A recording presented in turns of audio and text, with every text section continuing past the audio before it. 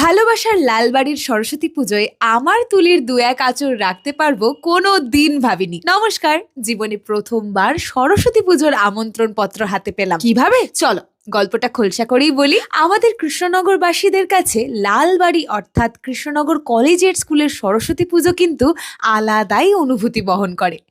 আর কোথাও কেউ যাক না যাক, সরস্বতী পুজোর দিন শাড়ি পাঞ্জাবিতে একবার লালবাড়িতে ঢু মেরে আসে। আমিও সেই ছোট্ট থেকেই যাচ্ছি। ওদের গঠনমূলক ভাবনা, শিল্পশৈলী, নিত্য নতুন ধ্যান ধারণা সবই খুব সুন্দরভাবে প্রতি বছর ছাত্ররা ফুটিয়ে তোলে স্কুল জুড়ে। এবছরও তার অন্যথা হয়নি। একাদশ শ্রেণীর ছাত্ররা 23শে জানুয়ারি সরস্বতী পুজোর কথা মাথায় রেখে নেতাজি সুভাষচন্দ্র বসুর জন্মদিন ও মা সরস্বতীর আরাধনার এক দারুণ সংযোগ উপলক্ষে স্কুল বাড়ি সাজিয়ে তুলেছে। সবচেয়ে আকর্ষণীয় এবং সৌভাগ্যের বিষয় হলো নেতাজি সুভাষচন্দ্র বসুর অন্তর্ধান বিষয়ে ভারতবর্ষের অগ্রণী গবেষক শ্রী চন্দ্রচূড় ঘোষ মহাশয়ের কৃষ্ণনগর কলেজিয়েট স্কুলে আগমন। ইতিমধ্যে আমার কপাল খুলল শেষ মুহূর্তে ভাইগুলোর কাজ শেষ করতে নাকানি চোবানি খাওয়াতে। শেষ বেলায় এক ছটাক তুলির টান আমার কপালেও জুটল। সেও কি আর আমি এক রাতের মধ্যে শেষ করতে পারি? ছাদে নিয়ে গিয়ে 3টে কাপড়ি পেতে আমি আর লালবাড়ির প্রদীপন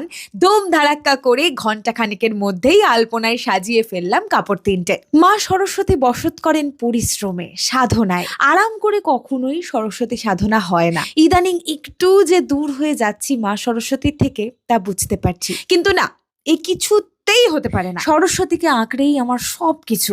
আবার শক্তি সঞ্চয় করে ফিরবো তো অবশ্যই। তাই এই কাজটা পেয়ে, কাজটা করাকালীন বারবার মনে মনে মা সরস্বতীকে ডেকেছি আর বলেছি, প্রাণ থাকতে কখনো বিমুখ হয়েও না মাগো। শক্তি দাও, বুদ্ধি দাও, জ্ঞান দাও, সকলকে সুস্থ রেখো, আনন্দে রেখো, সকলের অন্তরে জ্ঞানের প্রদীপ জ্বালিয়ে রেখো।